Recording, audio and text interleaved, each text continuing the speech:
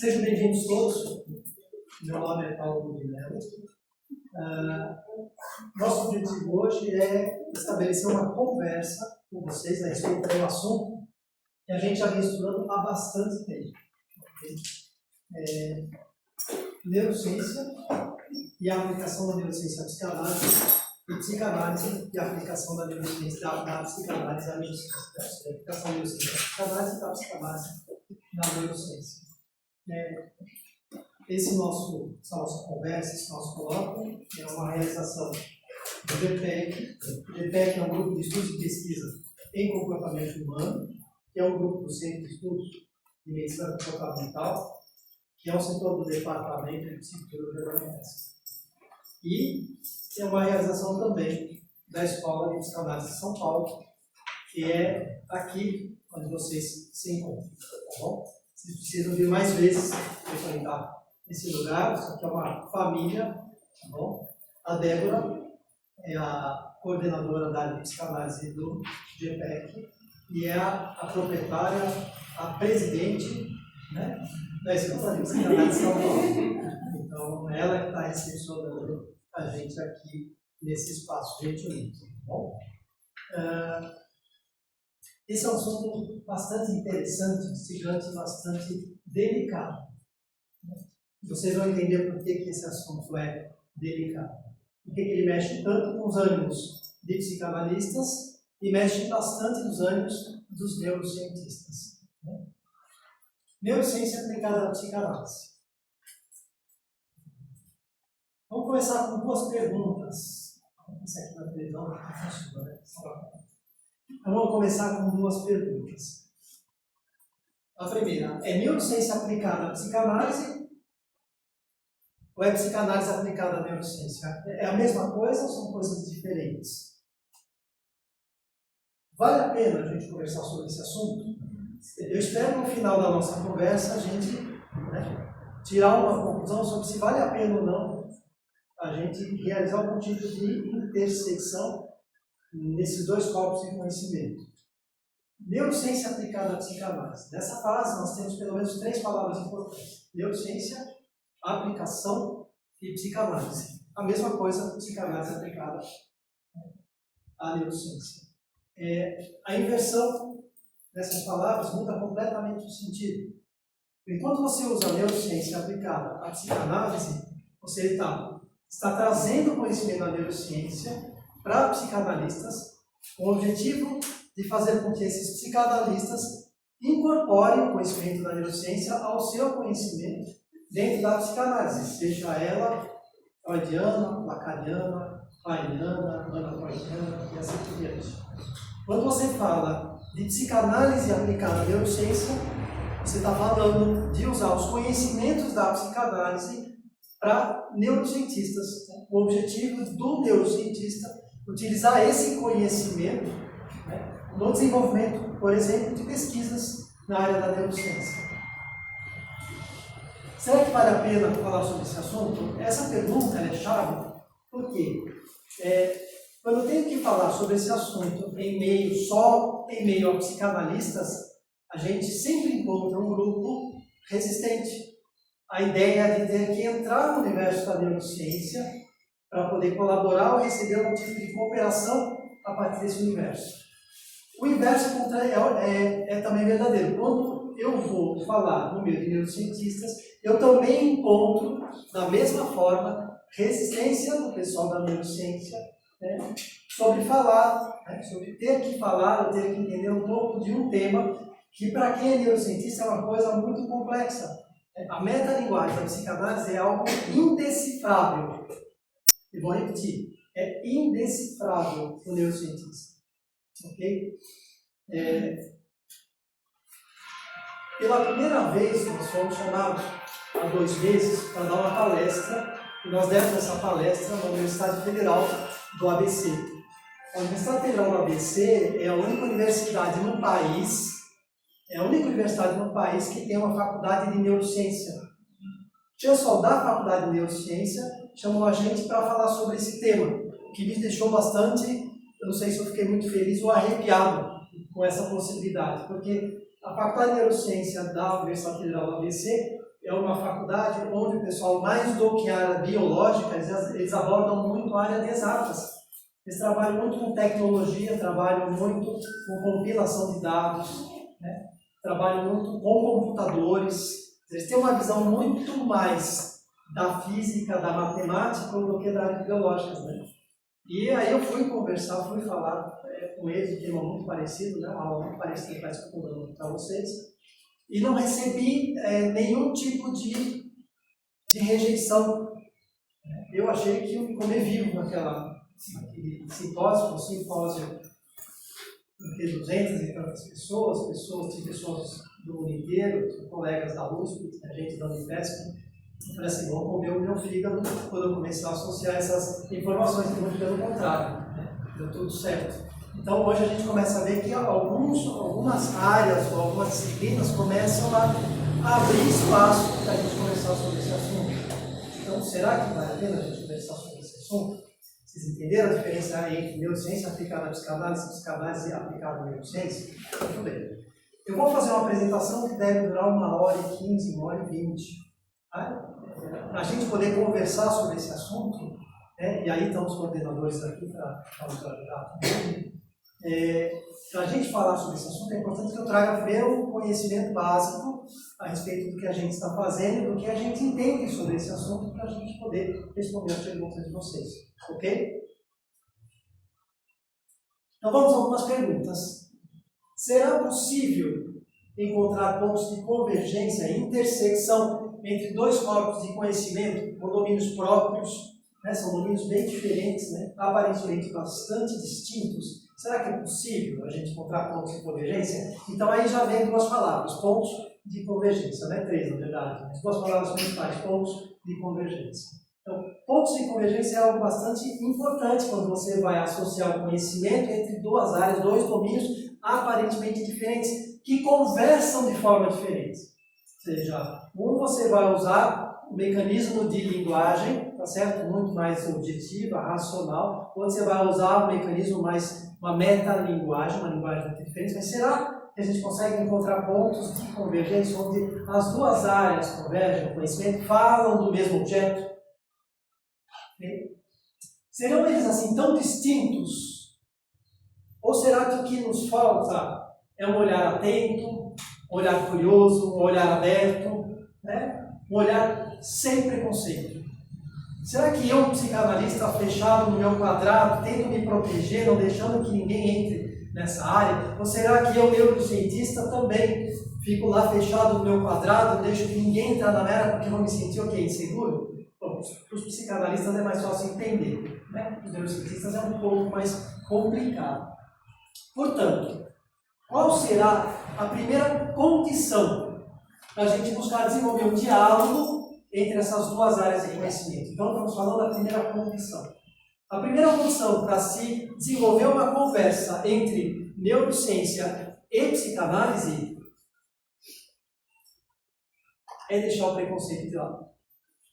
No momento que a gente deixa o preconceito de lado, como grandes neurocientistas ou como grandes psicanalistas, e a gente se abre para um novo conhecimento, a fim de incorporá-lo ao conhecimento que já temos, à medida que a gente abre mão desse preconceito, nós estamos dando a primeira condição.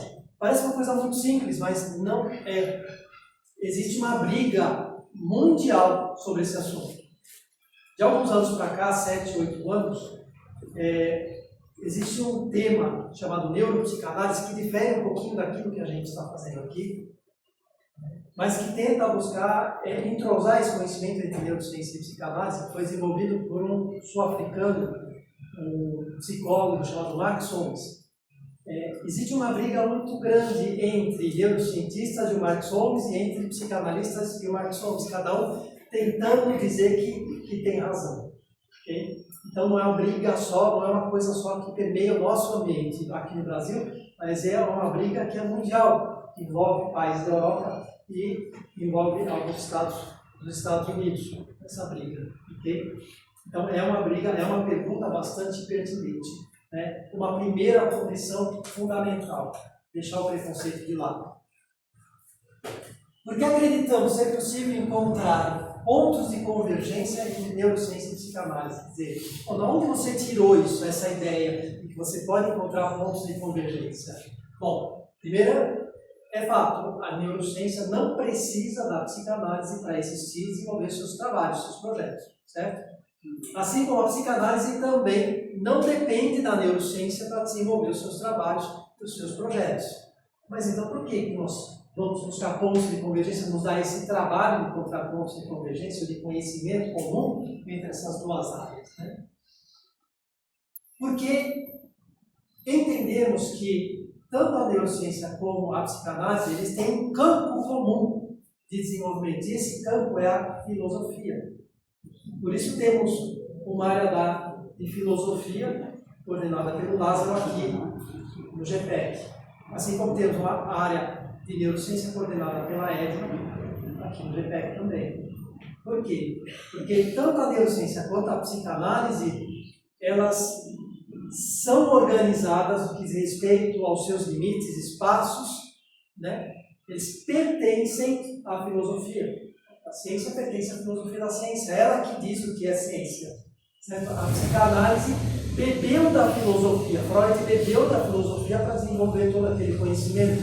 Então, peraí, então significa que se eu vencer o meu preconceito, entender que a neurociência e a psicanálise vêm de campos comuns ou moram na filosofia, ok? Eu posso buscar pontos de convergência, quer dizer, eles são parentes próximos, são. Só nós achamos que eles são distantes. Mas não são próximos. É a filosofia que define os domínios e limites desses dois corpos de conhecimento. Então, saber que há um lugar comum para a neurociência e para a psicanálise, e que esse lugar é a filosofia, é o primeiro passo para se criar uma forma de se encontrar pontos de convergência entre essas duas áreas. Então, qual é a primeira condição? Vencer o preconceito. Qual é o primeiro passo? Encontrar pontos de convergência, entendendo que a filosofia é a área comum da psicanálise e da neurociência. Até aqui tudo bem? Ok. Outra pergunta.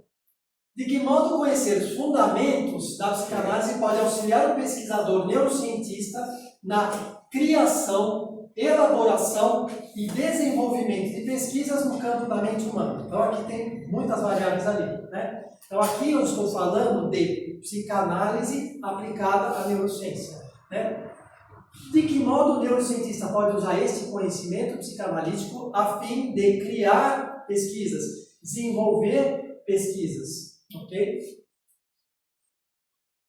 O GPEC entende que, abre aspas, a psicanálise pode ajudar, sobretudo, no desenvolvimento de estudos qualitativos, que buscam apontar o que é, de fato, importante e relevante se pesquisar.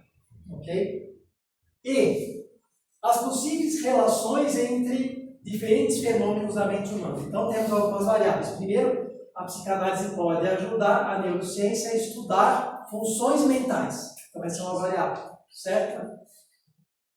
A psicanálise pode ajudar a desenvolver estudos qualitativos, não estudos quantitativos. Então, essa é uma barreira que pegou muito no desenvolvimento da ciência, porque a ciência se desenvolveu muito a partir de estudos quantitativos. Ou seja, você busca uma ideia, você tem uma ideia de uma pesquisa, você busca entender se a tua intervenção vai ter um desfecho favorável. Ou seja, o sujeito tem febre, eu pego lá 1000 pessoas, dou Novalgina e chego à conclusão que tantas gotas de Novalgina chegam a esse desfecho. Vamos usar Novalgina, abaixa a febre. Essa é uma conclusão. A pergunta é como é que eu faço isso quando eu falo de psicanálise com uma subjetividade humana, onde eu não posso reproduzir o experimento, porque eu estou com aquele paciente, ele tem uma vida que é dele, uma experiência que é pessoal, é intransferível, além de uma genética que é dele. E a epigenética, que acaba se definindo a partir das relações de infância, que na psicanálise a gente chama de determinismo psíquico, é dele. Eu não consigo pegar alguém igualzinho e colocar, porque não vai haver ninguém igual a ele. Então, eu não consigo ter o critério da reprodutividade de um experimento. Por isso, a psicanálise ficava sempre fora do campo das ciências. Mas, a partir do momento em que se desenvolve a ideia de que estudos qualitativos são fundamentais para o desenvolvimento de estudos quantitativos. Eu estou dizendo o seguinte: eu posso levantar hipóteses no trabalho. Eu posso desenvolver uma hipótese. Olha, será que isso acontece se acontecer aquilo? E para isso eu preciso descrever um único caso. Como a psicanálise faz? Um caso clínico, um caso único. Eu posso levantar hipóteses e posso mostrar o caminho que a ciência pode tomar na hora de desenvolver as suas pesquisas. Ok? Isso vai ficar mais claro ali na frente. Essa frase, entre aspas, né, que a psicanálise pode ajudar, sobretudo nos estudos de caráter qualitativo, é uma frase que foi falada em 2009 por um colega ele era coordenador da área de metodologia de estudo, pesquisa e publicação do GPEC, hoje é a Tássia, que está coordenando. O nome dele é Carlos Alberto Monson, né? Tivemos uma reunião ontem com ele para organizar um trabalho da Edna, que vai por essa linha, né? Aqui. Hoje o Carlos Alberto Monson, ele é revisor internacional da Cochrane, não sei se vocês já ouviram falar da Cochrane. A Cochrane é uma entidade mundial que ela é extremamente rígida na análise dos seus trabalhos científicos. O trabalho tem que ser muito bom para eles aceitarem esse trabalho como trabalho científico. Dentro do universo científico, nós temos uma pirâmide de evidências, né? Nós temos o topo da pirâmide, significa que esse estudo científico é uma verdade científica, é a meta-análise. Então, Cochrane é uma entidade que faz no mundo todo faz toda essa avaliação nos trabalhos. E o Monson é um revisor internacional da Cochrane.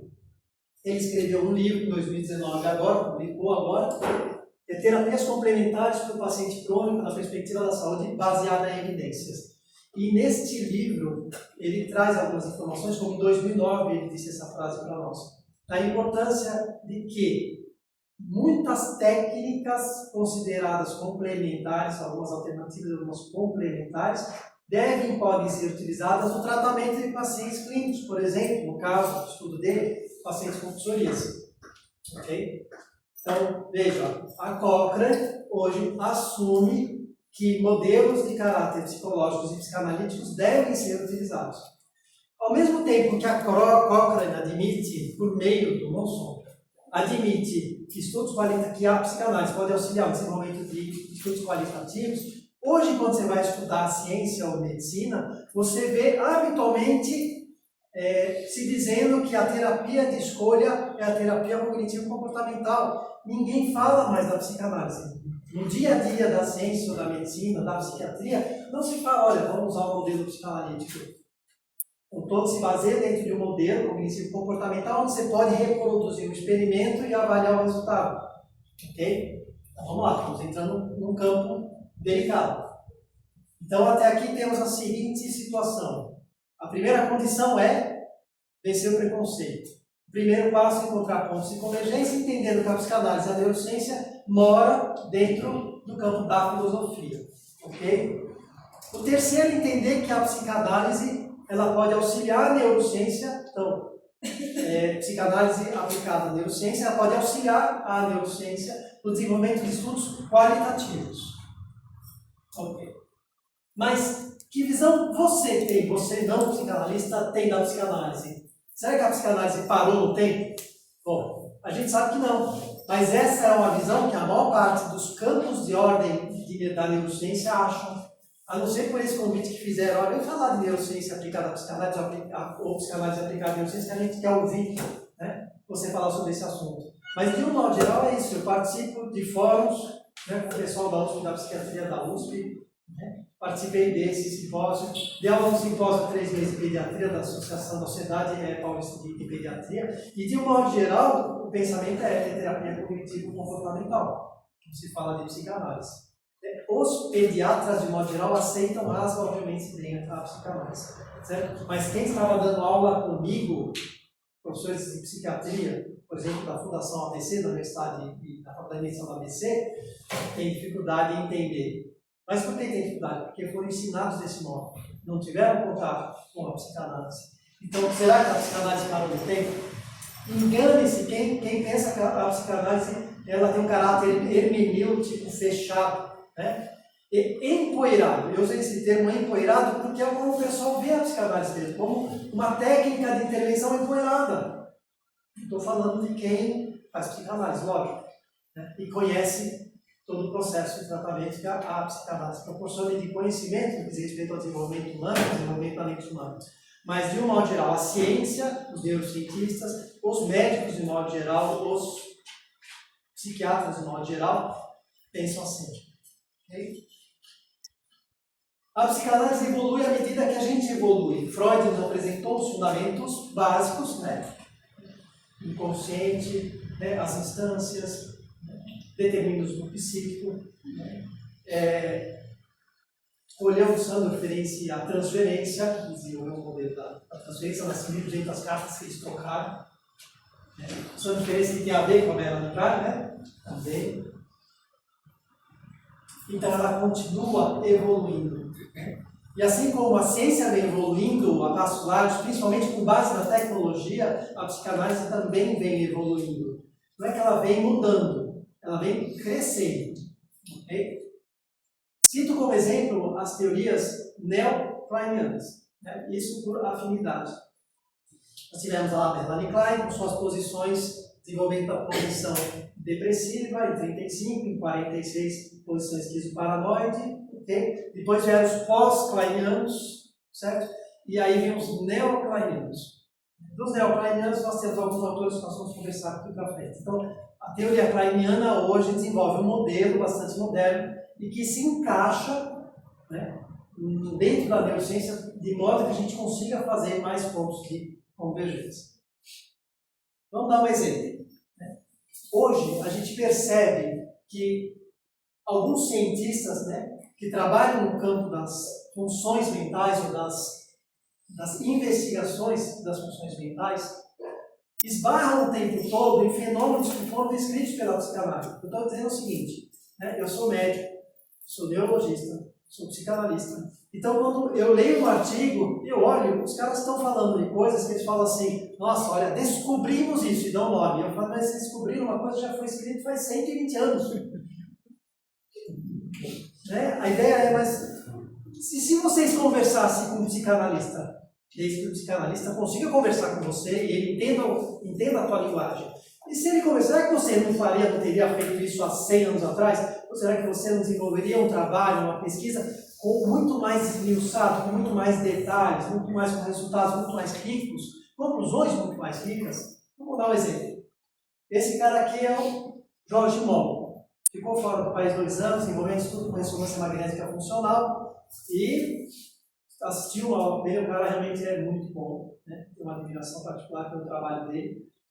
Ele avaliou circuitos cerebrais relacionados com a cognição ou mecanismos cognitivos morais do cérebro humano. Okay? Isso foi em 2005. Aí ele chegou a algumas conclusões, por exemplo, no que diz respeito à compaixão, um trabalho muito bem feito. Ele consegue trazer esses sentimentos à tona, inclusive o altruísmo e a capitulação altruística. Aí ele diz assim, compaixão. Em momentos de compaixão, esses sujeitos do estudo mostram uma atividade maior no hipotálamo, no córtex pré-frontal, região da frente, região anterior, e córtex do cílio, região anterior, ali em cima. No caso, sei lá, da indignação, córtex pré-frontal, córtex órbito-frontal, hipotálamo. E assim ele mapeou quais eram os circuitos envolvidos, a ponto de imaginar que alguém que tem uma lesão no córtex órbito-frontal dificilmente vai se indignar com alguma coisa. Então veja a importância do trabalho dele. Muito bem. Ele fez esse trabalho, falou sobre coisas que envolvem, por exemplo, defesas do ego, descritas por Anna Freud. A amiga da minha mãe.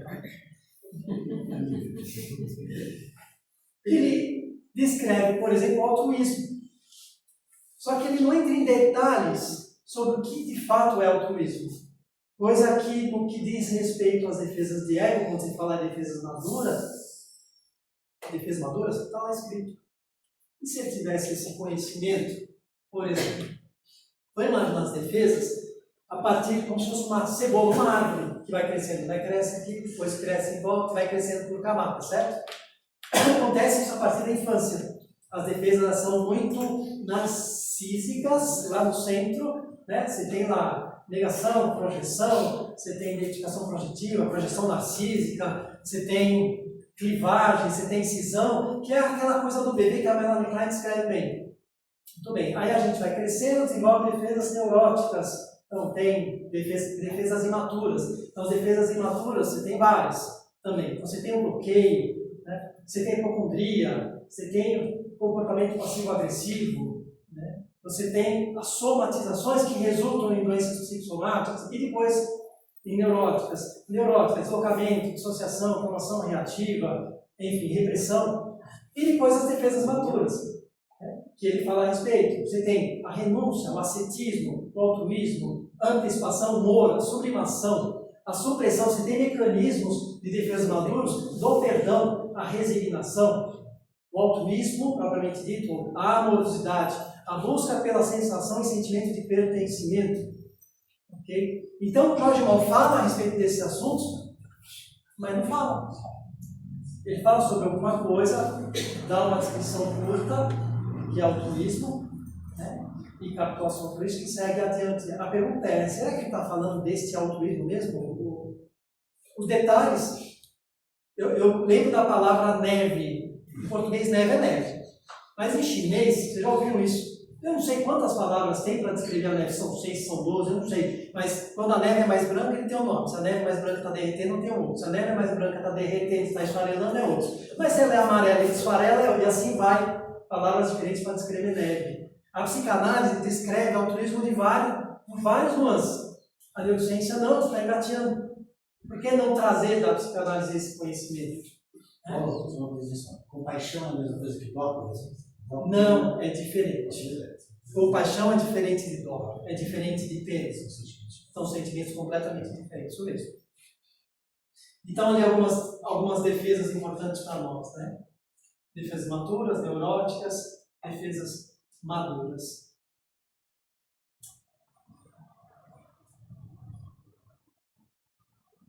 Não vou falar sobre as defesas agora, né? Vai ficar muito cansativo.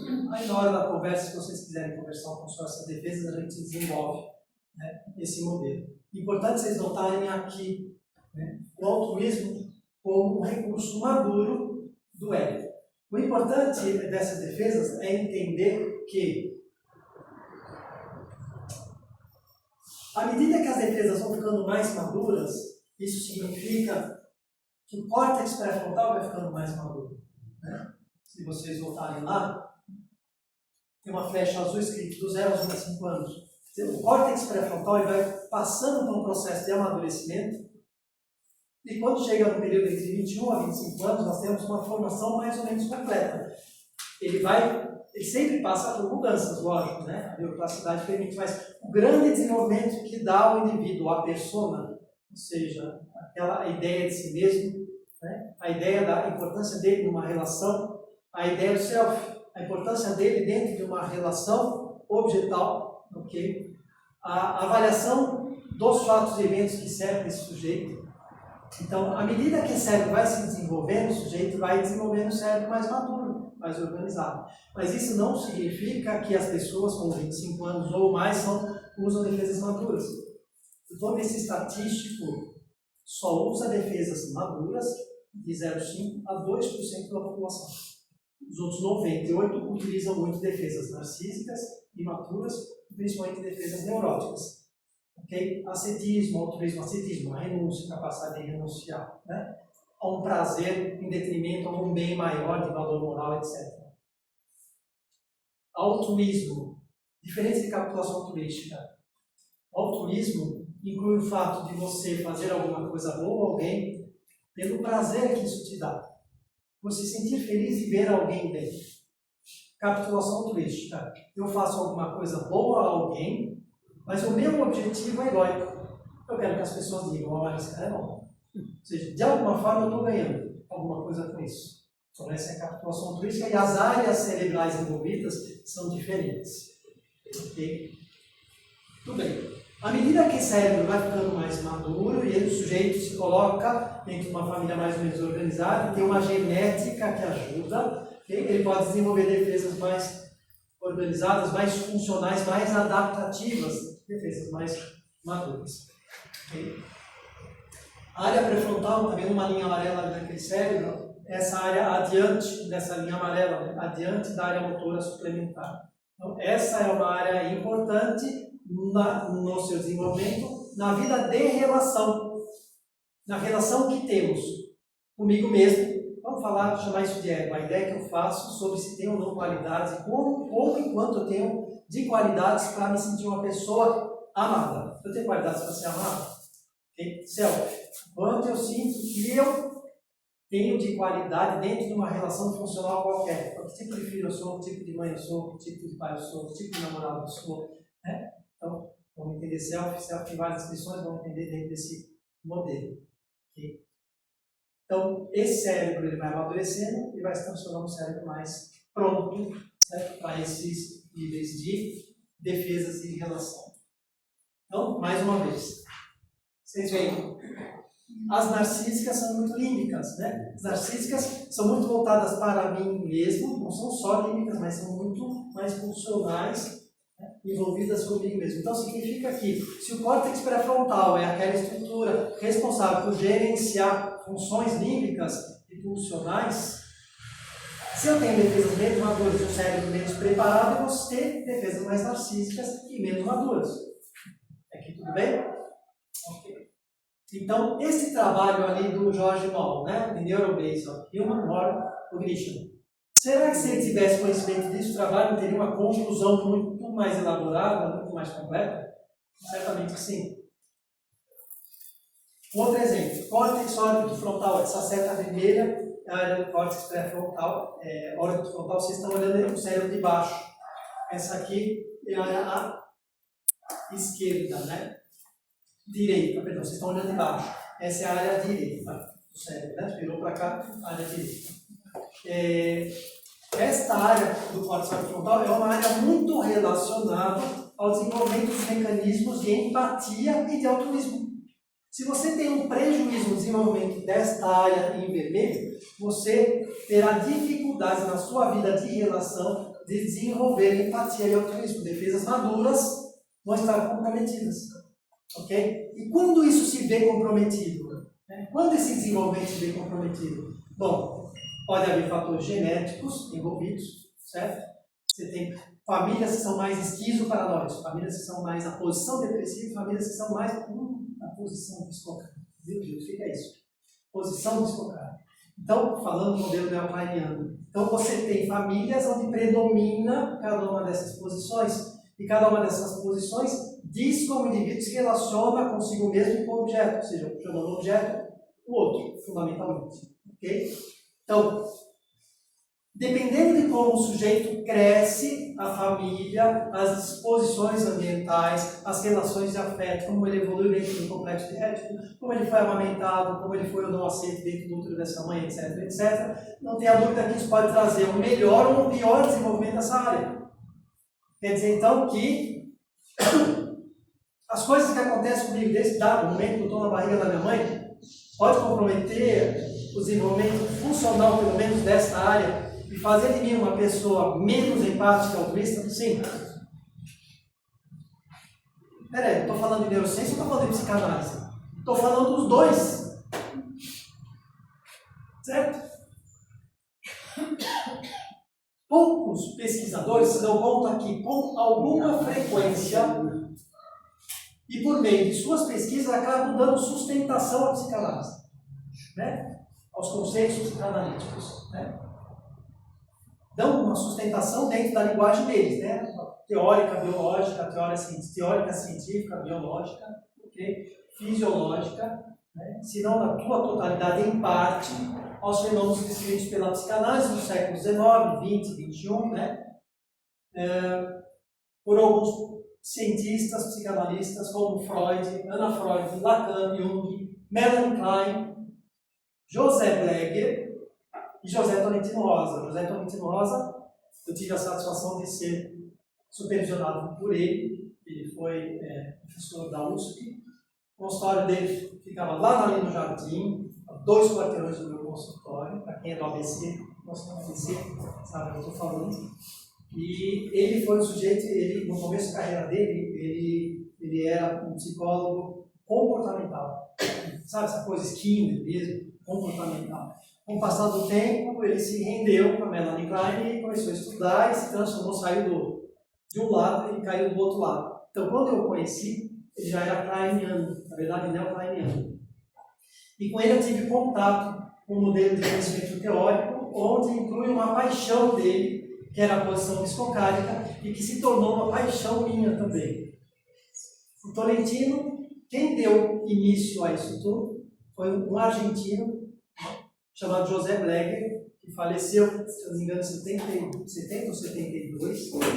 José Bleger era médico, psiquiatra, teve um envolvimento político muito grande lá de esquerda, lá na Argentina, e ele escreveu uma obra chamada Simbiose e Ambiguidade, a partir de alguns trabalhos de dois psicanalistas, Vick e Meltzer. E, a partir da identificação adesiva, como recurso de relação, José Bleger desenvolve todo um conhecimento que ele denomina de posição psicocárica, ou seja, naquelas posições kleinianas, esquizoparanoide depressiva, ele entende que existe um grupo de pessoas que funciona de um jeito que não se encaixa nem em um lugar nem no outro. E essa posição psicocárica foi, então, desenvolvida, certo? E denominada de posição psicocárica, nós vamos ver os detalhes aqui na frente, relacionando isso com o caso clínico, pelo José Tolentino Rosa, que foi meu supervisor, que faleceu há uns 2 meses atrás, infelizmente. Okay?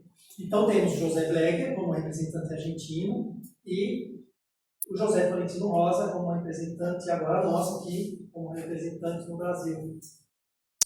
A teoria kleiniana tem um imenso desenvolvimento, principalmente na Argentina e no Brasil, que são lugares da América Latina que mais se desenvolveu, enquanto aquele modelo da Freudiano se desenvolveu mais nos Estados Unidos. Okay? Tudo bem.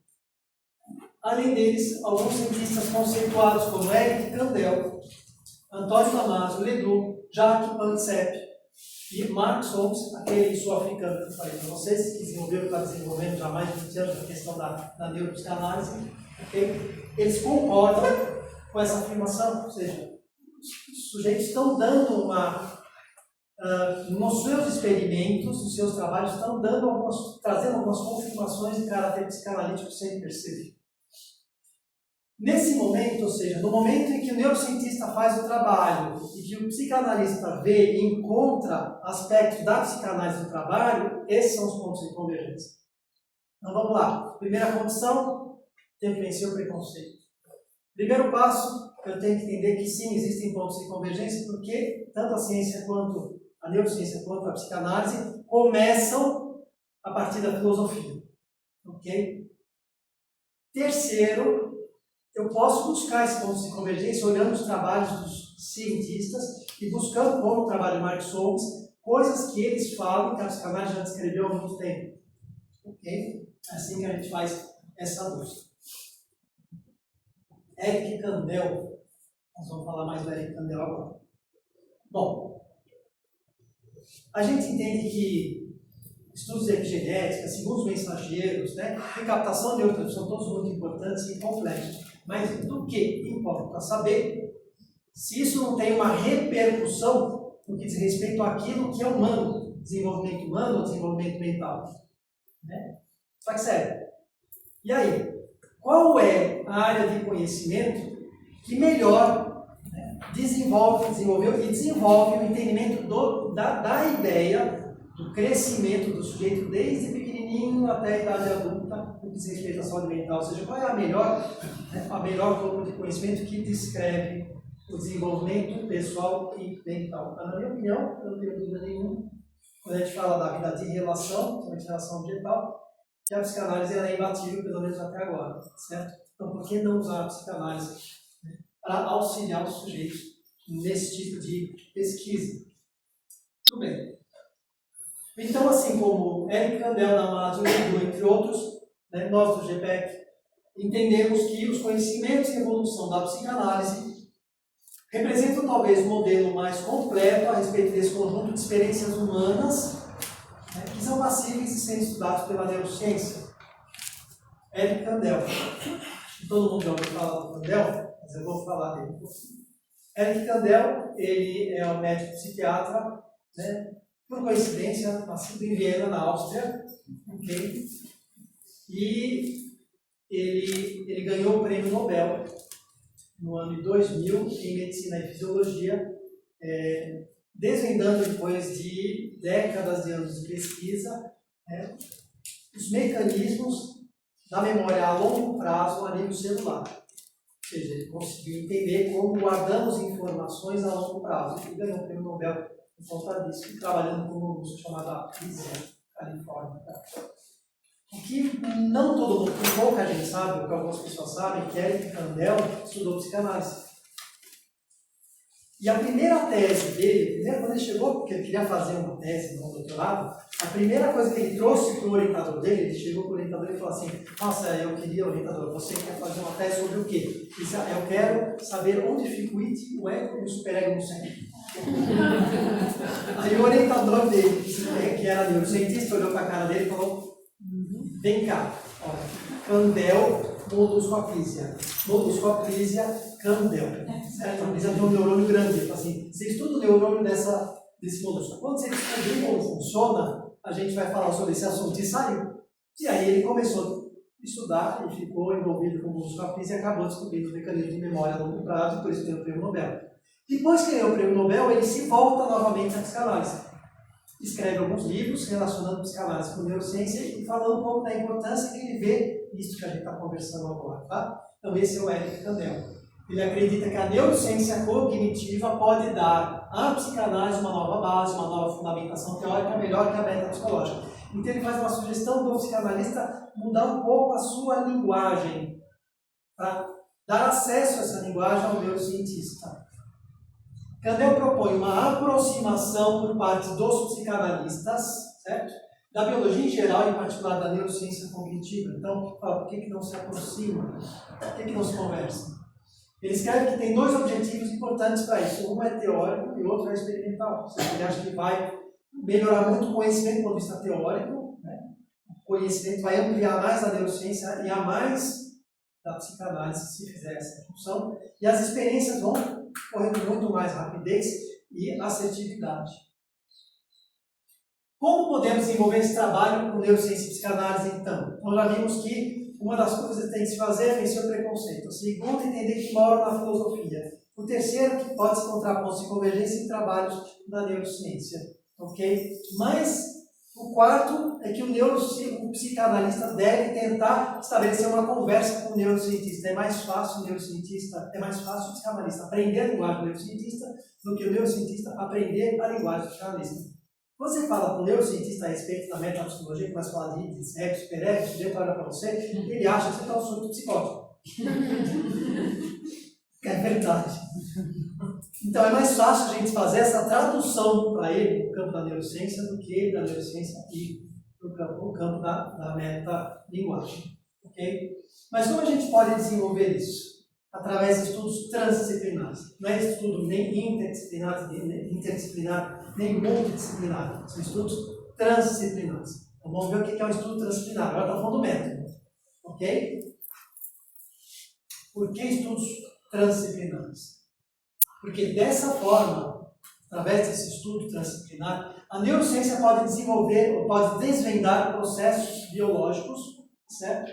Mais intrínsecos responsáveis pelos fenômenos humanos descritos pela psicanálise. Ou seja, a psicanálise descreve tão bem esse universo de relação que você consegue dar uma dimensão acima para o neurocientista. Quando o neurocientista começa lá a dar choque no rato, o rato anda para lá, certo? E hoje as teorias cognitivas começam a evoluir, a psicanálise está no nível acima. Não estou dizendo que é melhor. Estou falando na compreensão da fenomenologia das relações humanas, ela está acima. Se você conseguir trazer o neurocientista para cá, as pesquisas dele vão ser bem melhores. Ele não vai falar só de altruísmo. Ponto. Ele vai falar do que é altruísmo. Como se relaciona. Qual a importância do altruísmo nas relações pessoais humanas. Ok? tanto quanto a psicanálise pode auxiliar a neurociência a desvendar processos humanos complexos de caráter fenomenológico, ou seja, coisas que a psicanálise não consegue responder, de repente a neurociência está respondendo para nós. Okay? Isso, à medida que a psicanálise apresenta à neurociência os fenômenos humanos passíveis de ser estudados na atualidade. Hoje, é fato, a gente consegue estudar pela neurociência inconsciente. Até alguns anos atrás, eu estou formado há 32, fazer uns 20. Então, até alguns anos atrás, quando você falava, sou professor de fisiologia, de autofisiologia durante 12 anos. Quando eu ia falar de inconsciente não existe. Era fato. A neurociência abordava desse jeito. Não, todos os mecanismos, não existem mecanismos inconscientes. Aí eles passaram por uma transição. Para não chamar de inconsciente, chamaram de mecanismos não conscientes. Aí você falava assim, mas vocês estão falando a mesma coisa, vocês só estão olhando o elefante por outro lado. Não, é diferente. É a mesma coisa. Só que a gente dá uma descrição, né? Faz uma descrição pela metalinguagem, e vocês estão dando uma descrição pelo neurotransmissor, pelos potenciais de ação, etc. Mas é a mesma coisa, ponto de convergência. Ok? Inconsciente, catexe, ou seja, investimento, né, de energia, relações objetais, defesas de ego. Eu dei um exemplo curto para vocês entenderem como, né, o trabalho de George Lacan, ele fala de defesas de ego, ideais de ego, ok? Atos falhos, certo? Descompromisso, né? Recalcado. Identificação projetiva, descrita pela Marianne Mellencamp, e depois desenvolvida pelo Bion em 59, né? Contra-transferência e transferência. E determinismo psíquico. O determinismo psíquico e epigenética. Então, isso tudo a gente consegue traduzir para o neurocientista e trazer um volume de conhecimento maior para ele poder desenvolver esses trabalhos.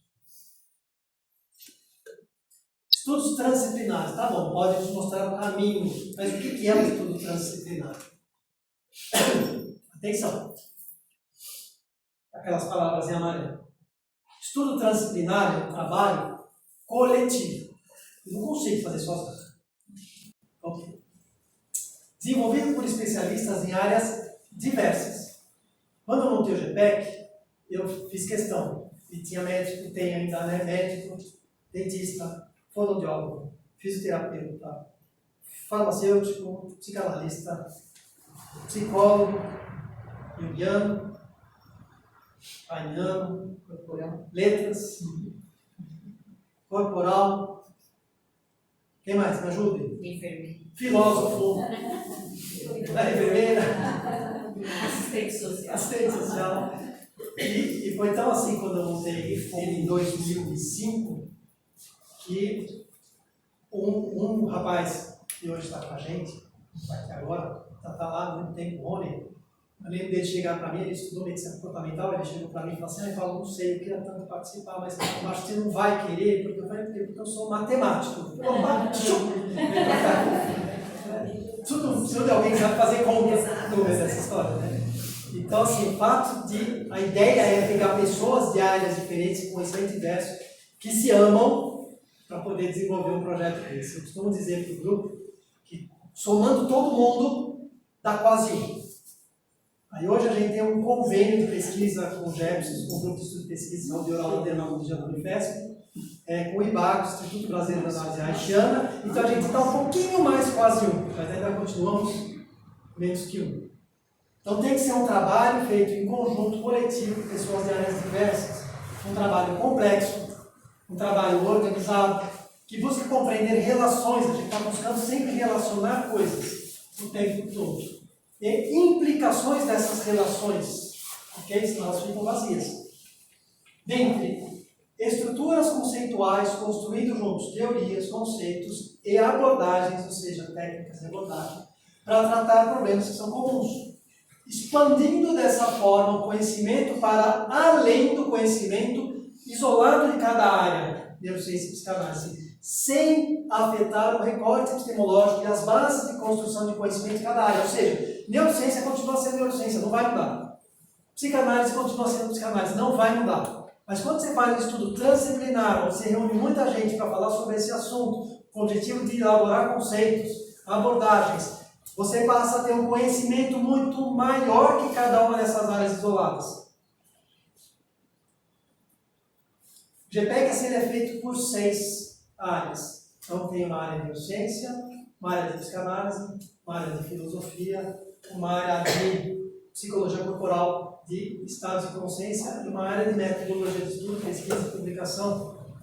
Por que áreas diferentes, cada uma como um coordenador? Porque é importante que essas áreas se conversem. É importante que a gente desenvolva conhecimento em cada uma dessas áreas, sempre com os olhos no estudo transdisciplinar, nessa intersecção entre neurociência e psicanálise. Isso a gente faz desde 2005. Tudo bem, mas isso nada serve se a gente não puder botar isso na prática, não é isso? Então eu vou dar 2 exemplos práticos. Na verdade é um exemplo, são 2 casos clínicos juntos, para vocês verem a diferença que faz conhecer as questões de caráter psicanalítico. Vou usar o modelo neo-kleiniano, vou dar uma explicação para que vocês entendam o suficiente, para quem não é da área, para a gente perceber que a psicanálise é fundamental e importante na condução do caso clínico. Vamos lá. Vocês veem que tem 2 linhas, né? São 3 linhas, as primeiras dados pessoais, sintomas, estimulação magnética transcraniana, foi a abordagem, medicação, a escala de Beck de depressão, nós aplicamos de ansiedade, depressão e suicídio, aqui eu estou apresentando a depressão, né? O desfecho, certo? A posição psicanalítica de caráter neo-kleiniano e alguns aspectos da posição que ele se encontra. Okay? Então vamos ver devagar aqui. Primeiro, lá em cima é uma mulher, vamos chamar ela de Cristiane. E embaixo é um homem, vamos chamá-lo de Donizete. Tá bom? Cristiane e Donizete. Vamos fazer um esforço para falar o nome real deles. Ok. A Cristiane, mulher, 53 anos, solteira, aposentada, 4 tentativas de suicídio. O Donizete, homem, 50 anos, divorciado, afastamento por auxílio-doença, 4 tentativas de suicídio. Até aí parece que estão muito parecidos, certo? Tudo bem. Sintomas, os 2, muita tristeza, ideações suicidas e planificações suicidas, ou seja, eles já tinham planejado como tirar a vida. Sendo que a Cristiane tinha um pior preditor. Qual é o pior preditor? É quando na investigação o sujeito já se organiza para o pós-morte. Ela já comprou a lápide. Ou seja, ela corria um risco muito grande de tirar a própria vida. A última vez foi há 6 meses, quando ela usa uma corda para tentar se enforcar e a corda arrebenta. Uma corda ou uma coisa assim, não tenho certeza, e ele arrebenta. E aí ela resolve se dar uma chance. Ela chega no consultório dizendo, muito triste, com muito medo, que ela disse, essa é a minha última chance. Se não der certo, eu estou indo embora. Tudo bem.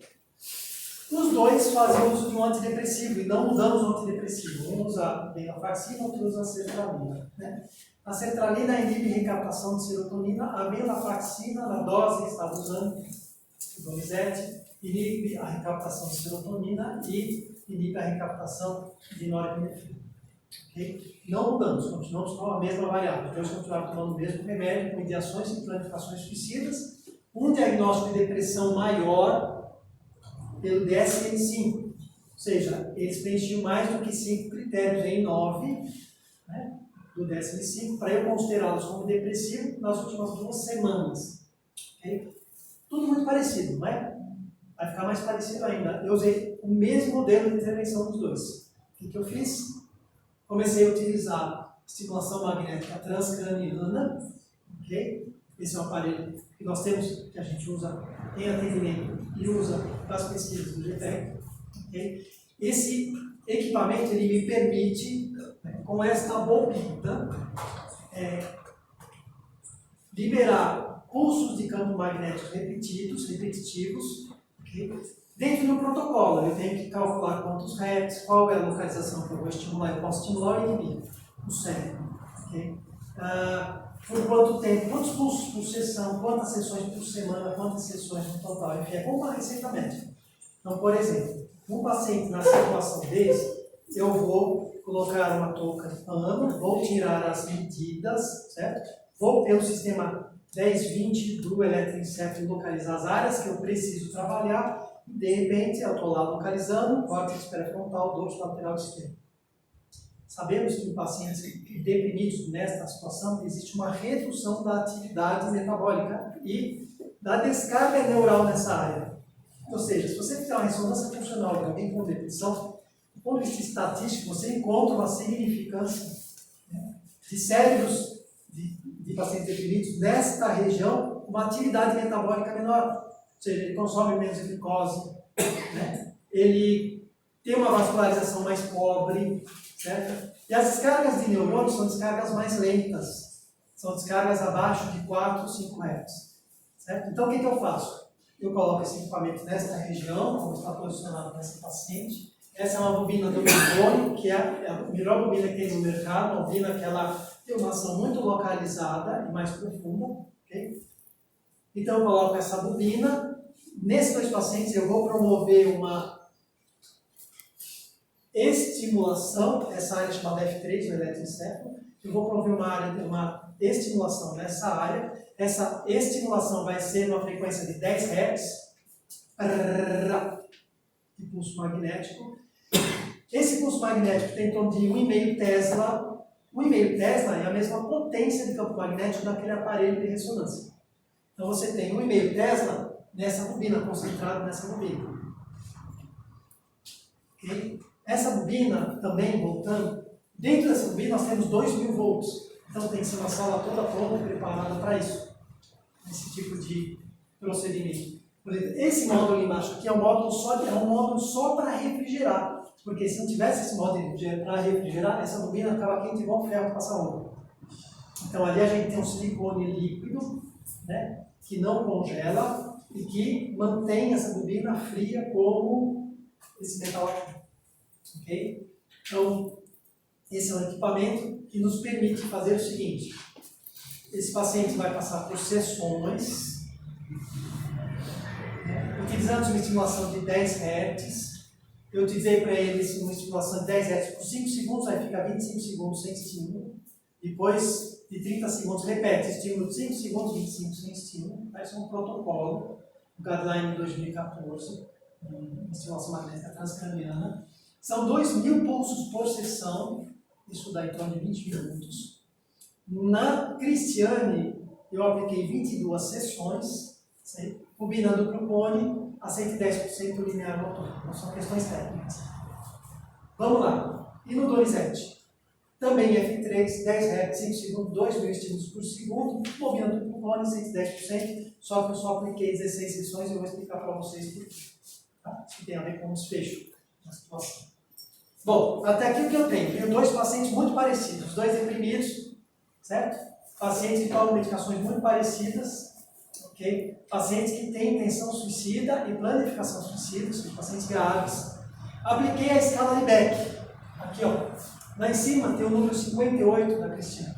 Os primeiros números da Cristiane e o primeiro número do Donizete é a nota antes de iniciar o tratamento, um dia antes de iniciar o tratamento. Nós consideramos a nota de corte como 20. Essa nota de corte, 20, o MC. Significa que abaixo de 20 esse paciente não corre mais risco. Ele já teve uma redução, né, da nota da escala de Beck o suficiente para dizer que ele já não está deprimido. Ok? Tudo bem. Então vamos lá, Cristiane lá em cima. Recebeu uma nota 58 antes. Aí eu fiz 7 dias de sessão diária. Ok?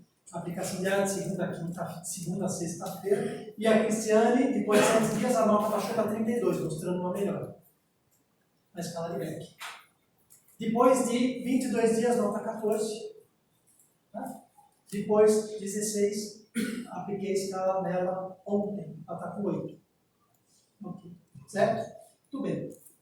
Temos Donizete. Primeiro dia, antes da sessão, da primeira sessão, 56, ou seja, estava tão deprimido, uma depressão tão severa quanto o da Cristiane. Okay. Depois de 7 dias, 30, entre o 7º dia e o 15º dia, ele saiu, baixou para a nota de corte, foi para 18. Okay. Discurso da Cristiane. Primeiro, muito triste, com ideações e planificações suicidas. A partir do momento que foi evoluindo, foi passando alguns dias ela dizendo o quanto ela estava melhor, mais feliz. Isso foi muito interessante, porque ela chegou para a gente dizendo que ela estava sentindo uma coisa estranha, ela não sabia o que era. Uma coisa muito esquisita. E que ela não estava sabendo lidar com isso. Eu falei, tá bom, eu comecei a perguntar o que era. Eu concluí e disse para ela, o que você está sentindo é felicidade. Eu nunca tinha sentido daquele jeito. E ela falou, nossa, mas é estranho. Eu falei, mas não fica o tempo todo. Isso vai e volta.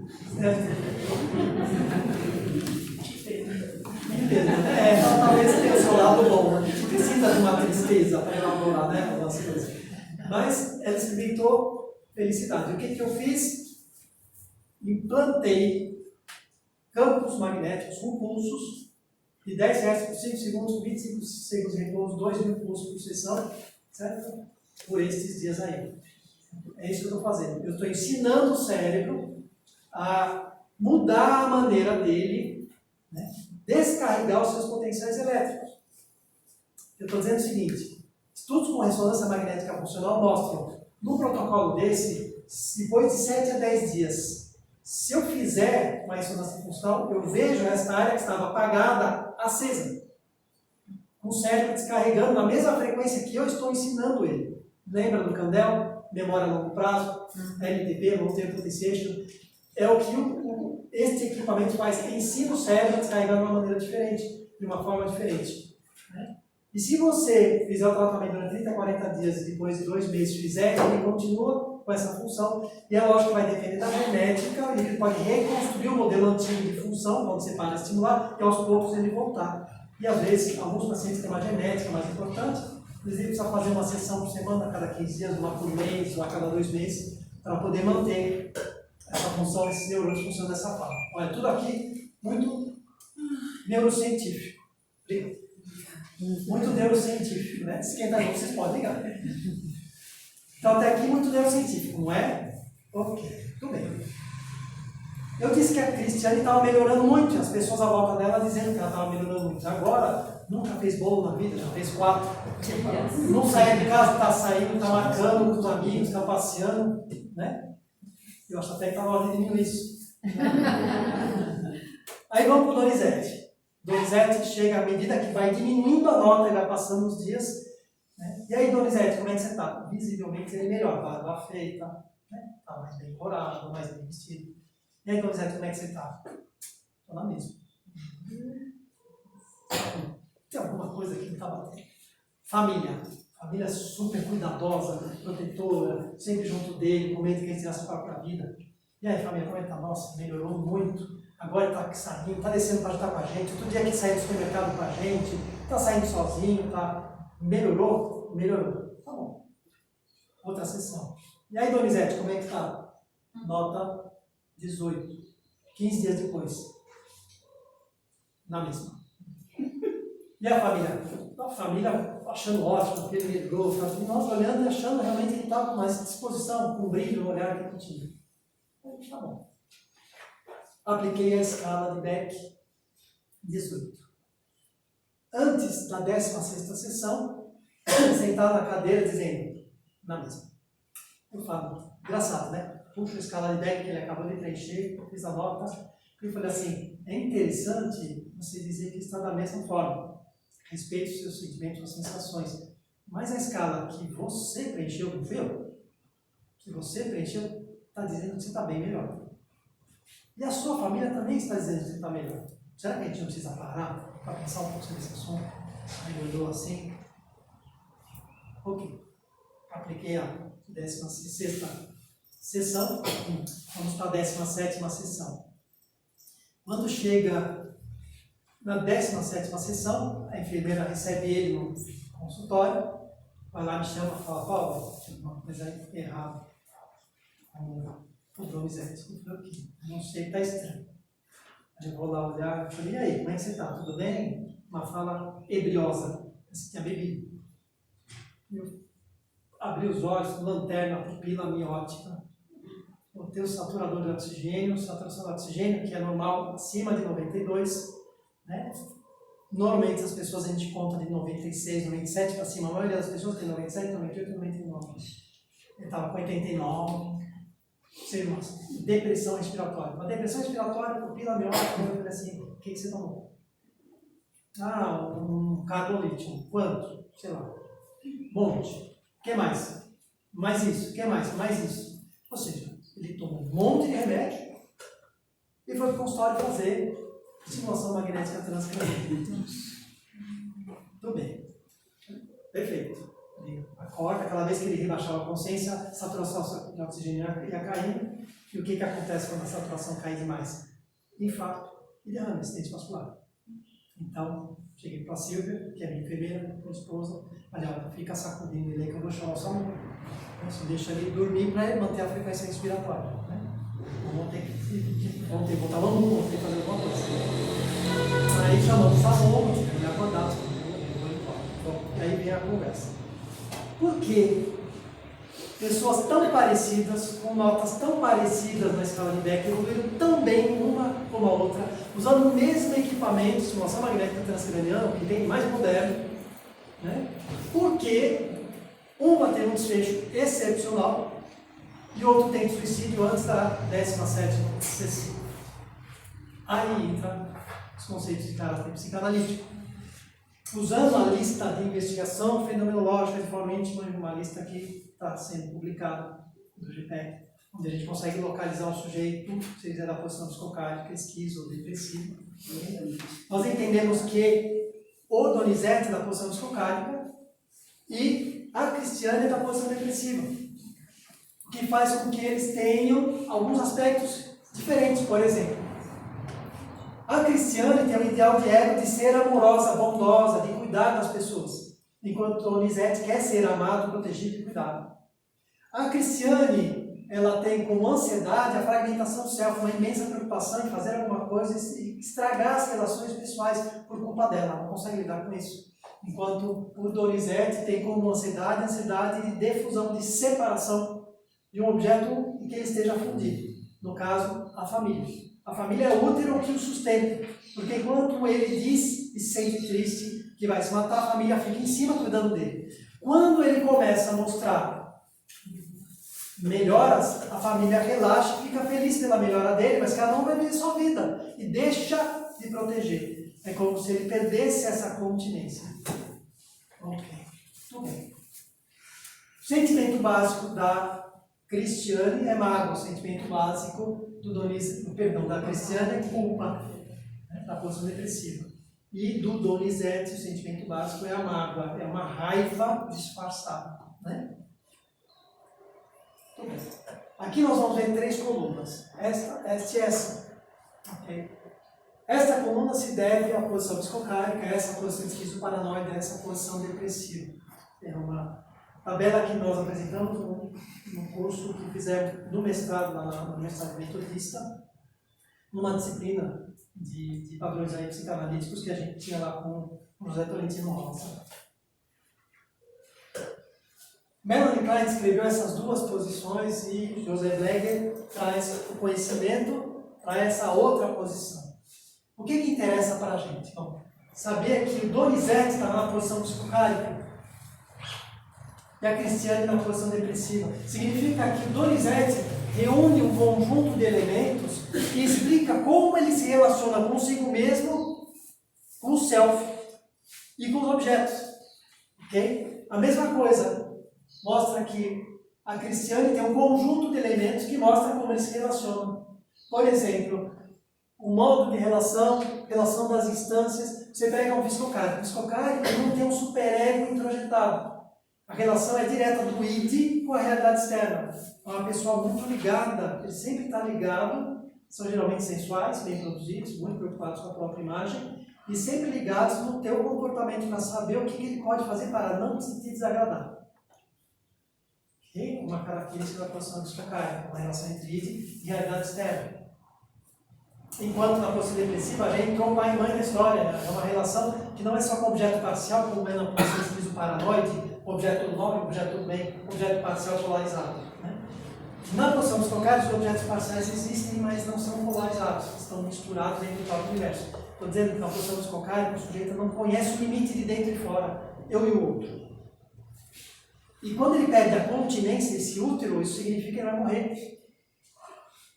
Então veja bem, usar essa técnica com o Donizete, chegar e aplicar todo o tratamento que tem mais moderno para poder mudar a função cerebral, que melhorou, é fato.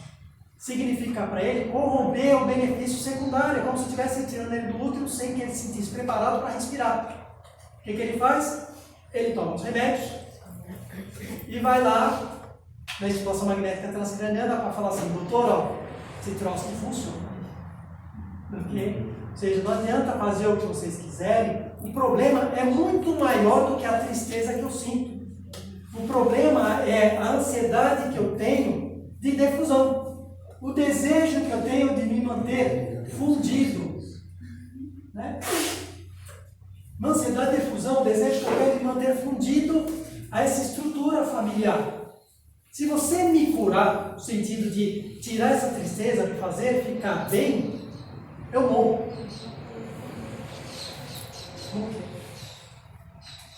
Então vamos lá. Posição psicocárica, ideais de ego, ser amado, protegido e cuidado. Posição depressiva, ser amoroso, bondoso e cuidadoso. Sentimento básico do psicocárico, mágoa. Sentimento básico do depressivo, culpa. Defesa básica, identificação adesiva. Todo o processo de recursos que ele vai usar vai ser para ficar grudado no outro. Ok? Por isso, viscocárico, viscosidade. Que José Becker chama de gliscrocárico no livro Simbiose e Ambiguidade. Ou seja, açucarado. Ok? A defesa maníaca é a defesa mais comum para o indivíduo evitar o suicídio na posição depressiva. A defesa maníaca, que a Melanie Klein no início entendeu como uma posição paranoide, posição maníaca, posição depressiva. Depois ela entendeu que não era uma posição, era um conjunto de defesas que envolve a negação, a projeção e a onipotência. São recursos que se utilizam na posição depressiva para não tirar a própria vida. Muito bem. Por isso, estou chegando lá em cima, que usar toda essa tecnologia em pacientes muito iguais na história, no diagnóstico, nos medicamentos, certo? Na nota da escala de Beck, no procedimento de tratamento, por isso que os desfechos foram tão diferentes, porque a Cristiane ficou boa e o Donizete tem que se matar. Por quê? Porque um do ponto de vista psicanalítico ou mental, na vida de relações funciona de um jeito e outro funciona do outro. Vocês acham que quando eu fui fazer o meu curso com o pessoal lá da USP sobre estimulação magnética transcraniana, alguém me falou isso? Não é? Olha, cuidado, viu? Porque se o paciente for viscocárico, você tem que dar uma outra abordagem. Não.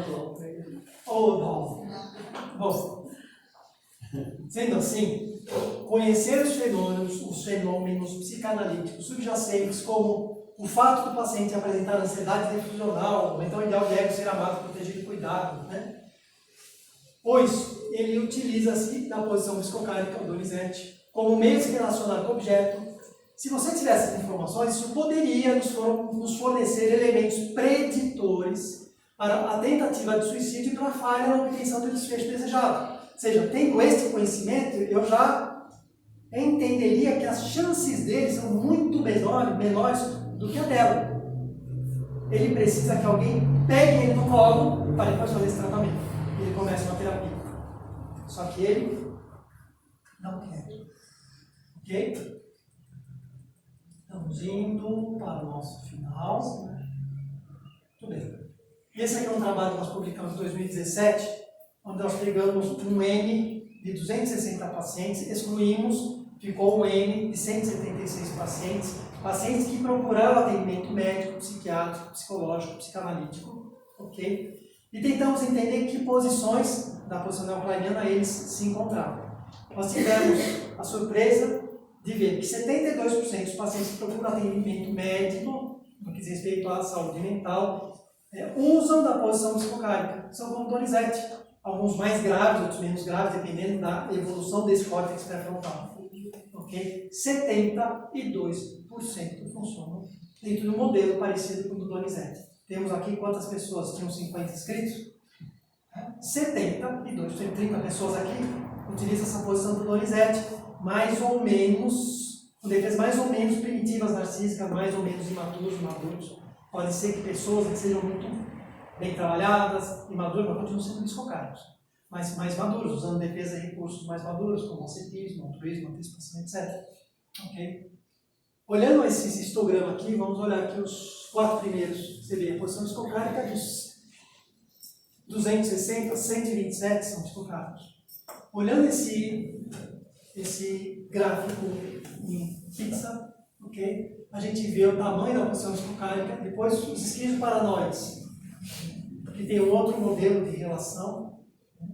São pacientes que têm ansiedade persecutória, manipulatória, né? O desejo de expulsar o mal de dentro de si, usando a identificação projetiva. Tem outros recursos, são 18%, 17%, 18%. Posição depressiva em torno de 7%, 8%. E pacientes que não são dessas, que estão de todas essas posições, mas utilizam defesas mais maduras, nós encontramos de 5 pacientes, a estatística mostra entre 0,5% a 3%, 2% a 3% só, que usam defesas mais maduras. Essa boa relação mental não é uma posição, são pessoas de todas essas posições que são mais maduras e organizadas. Okay? A pergunta é saber que 70% dos pacientes que chegam nos nossos consultórios estão nessa posição psicocárica. Será que faz diferença? Certo? Tudo bem, a Beth está aí. Nós trabalhamos com pacientes com esclerose múltipla, né, Beth? Fisioterapeuta. Isso tudo começou na minha cabeça muitos anos atrás, quando eu começo a observar como neurologista que meus pacientes, ou minhas pacientes com esclerose múltipla, toda vez que se sentem desprotegidas ou que aumenta o nível de responsabilidade que eles não conseguem dar conta, começam a ativar a esclerose múltipla. Toda vez que se sentem magoadas, você pode crer, primeiro o corpo fala, são proto-mentais. Então o corpo fala, puf, e aparece, né, a atividade da doença. E aí quando você vai fazendo a avaliação e a investigação, você descobre é uma mágoa com a sogra, é uma briga com o marido, uma mágoa com alguém, sempre uma mágoa envolvida que ela não tinha contato. Quando você põe em contato com essa mágoa e trabalha, a doença melhora. Até que o paciente começa a desenvolver ferramentas para perceber isso antes de ficar doente. Às vezes com sucesso, mais sucesso, às vezes com menos sucesso.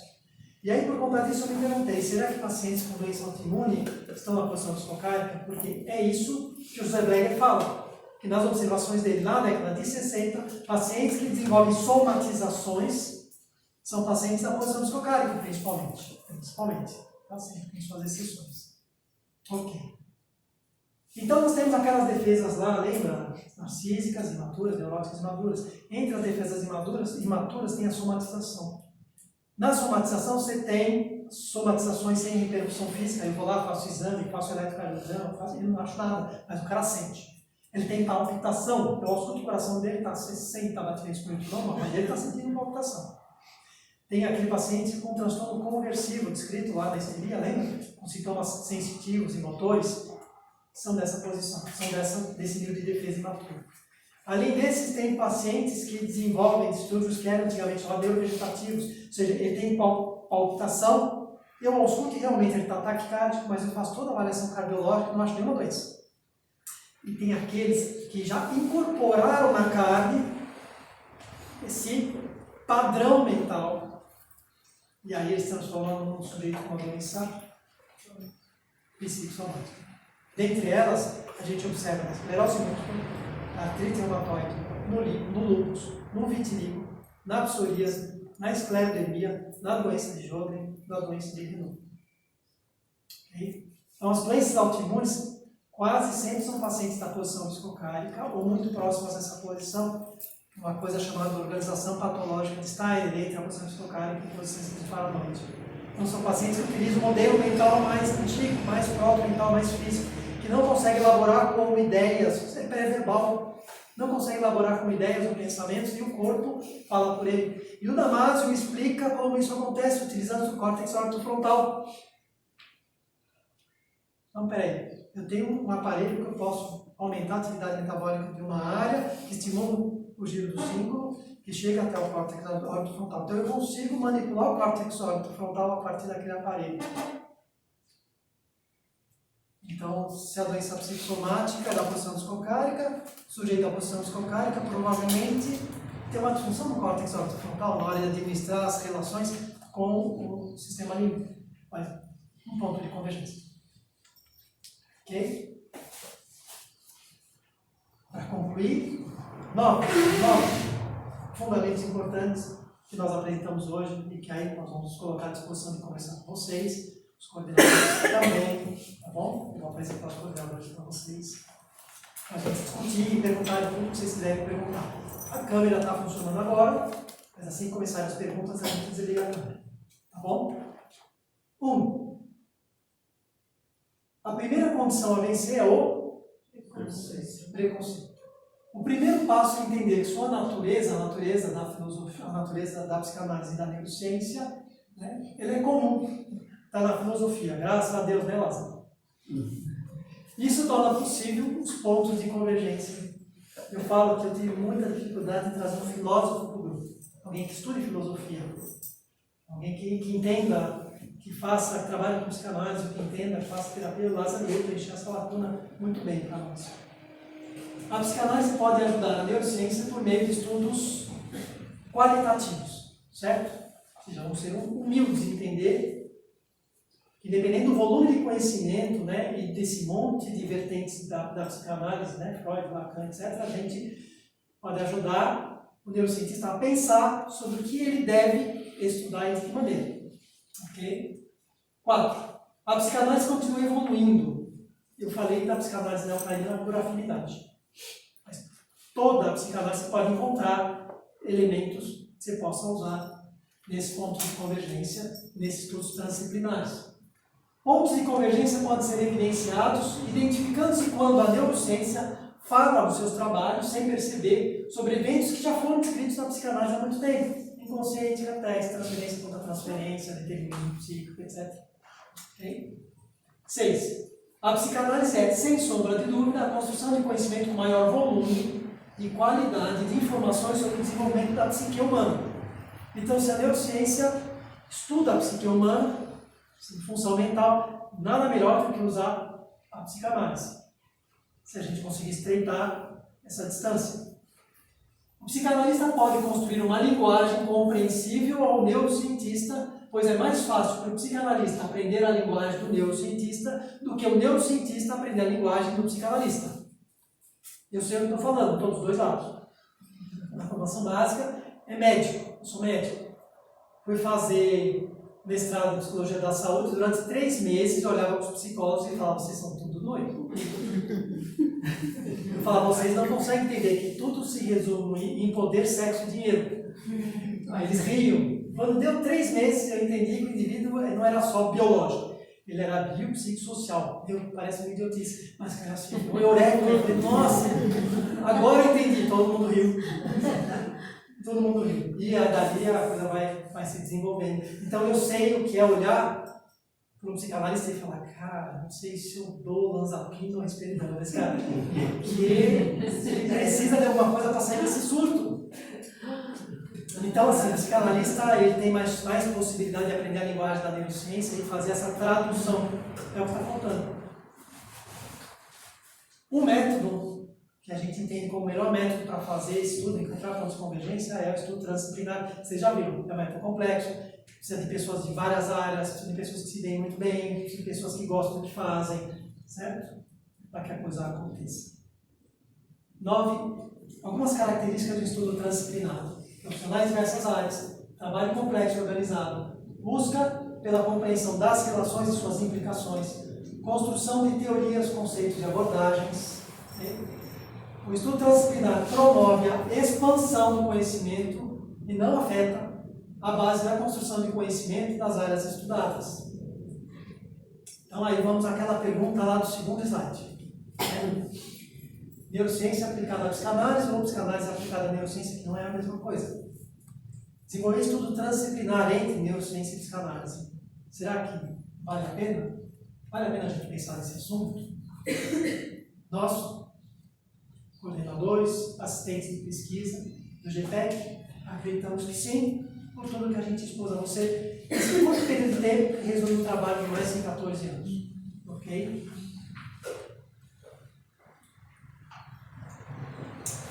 obrigado. Certo? Agora vamos parar por aqui, vamos nos colocar à disposição para conversar com vocês e tirar as dúvidas. Eu quero que vocês conheçam, então vamos lá, Edna Bertini, coordenadora da área de neurociência.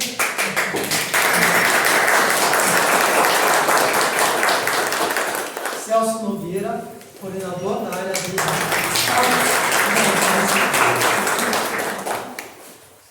Ana Grimaldi, coordenadora da área de psicologia corporal.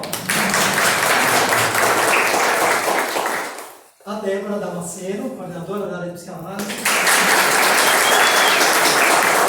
Pessoal, de ano até a alma, mas a gente gosta dela.